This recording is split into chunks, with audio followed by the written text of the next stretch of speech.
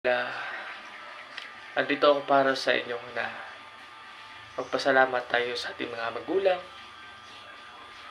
tatay, nanay at lola.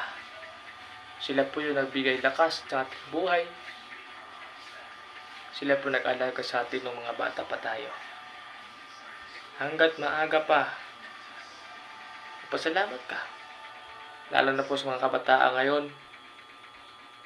Tignan natin yung mga magulang natin. Yung mga damit nila, wasak na wasak. Pero kayo, ang damit nyo, napakaganda, napakalinis. Minsan, tingnan natin yung mga magulang natin. Nagtatrabaho sila sa bundok ng palayan para makakain tayo, para makapag-aral tayo ng maayos. Pero anong ginawa natin? Sinayang natin ang buhay na binigay sa ating magulang. Dapat pagsimpihan na naman natin ang ating magulang. Huwag natin sayangin ang pagkakataon na binigay nila sa atin. Alam ko, nagkamali sila, nagkamali rin tayo. Pero, alagaan natin sila kapag nagkasakit. Yun lang po at maraming salamat sa ating mga bidyong ito.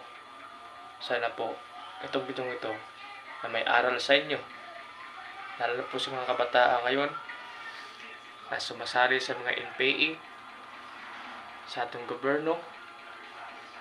Lulong na tayo sa ating bansa. Alam ko ng ating kabataan ngayon, wala na, lubog na. Sabi ni si Rizal, ang kabataan ng pag-asa ng bayan. Pero wala na. Lubog na. Sumasali na po sila sa NPA ng ating gobyerno.